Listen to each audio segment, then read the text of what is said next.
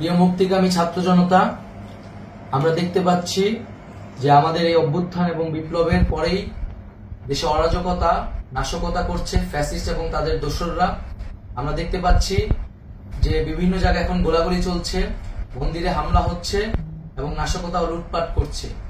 আমরা মনে করি আমাদের যে ছাত্র নাগরিকদের অভ্যুত্থান তাকে নস্যাৎ করার জন্যই পরিকল্পিতভাবে এই ধরনের ঘটনা ঘটানো হচ্ছে।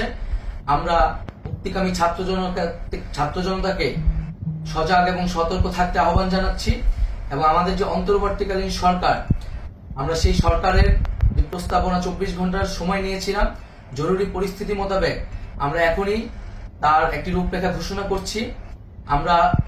আমরা সিদ্ধান্ত নিয়েছি যে সর্বজন গ্রহণযোগ্য আন্তর্জাতিক খ্যাতিসম্পন্ন নোবেল পুরস্কার বিজয়ী ডক্টর মোহাম্মদ ইউনূসকে প্রধান উপদেষ্টা করে অন্তর্বর্তীকালীন সরকার গঠন করা হবে এবং ডক্টর মোহাম্মদ ইউনূসের সাথেও আমাদের কথা হয়েছে।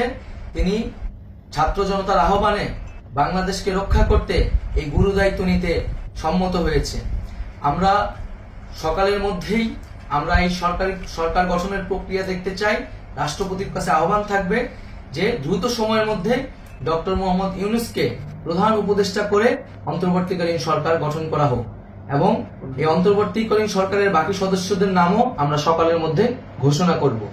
প্রিয় বন্ধুগণ, দেশে যে অরাজকতা চলছে, মানুষের জীবনের নিরাপত্তাহীনতা চলছে, সেজন্য আমরা রাষ্ট্রপতির কাছে আহ্বান জানাচ্ছি দেশে আইন শৃঙ্খলা পরিবেশ ফিরিয়ে আনার জন্য দ্রুত সময়ের মধ্যে কার্যকর ব্যবস্থা নিতে হবে এবং আইন শৃঙ্খলা বাহিনীকে সহযোগিতা করার জন্য মুক্তিকামী ছাত্র জনতাও রাজপথে থাকবে এবং অন্তর্বর্তীকালীন সরকার গঠন না হওয়া পর্যন্ত মুক্তিকামী ছাত্র জনতাকে রাজপথে থেকে তাদের যে অভ্যুত্থান, সেই অভ্যুত্থানকে রক্ষা করতে হবে।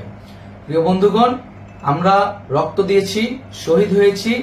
আমাদের যে প্রতিশ্রুতি একটি নতুন বাংলাদেশ গঠন করার জন্য, সেটিকে আমাদের অবশ্যই বাস্তবায়ন করতে হবে এবং অবশ্যই ছাত্র জনতার প্রস্তাবিত সরকার বাদে কোনো ধরনের সরকার কিন্তু মেনে নেওয়া হবে না। আমরা বলেছি কোনো ধরনের সেনা শাসিত সরকার অথবা সেনা সমর্থিত সরকার অথবা এই ফ্যাসিস্টদের দোসরদের কোনো বি টিম সরকার কিন্তু আমরা মেনে নিব না। কোনো গণবিরোধী সরকারকে মেনে নেওয়া হবে না।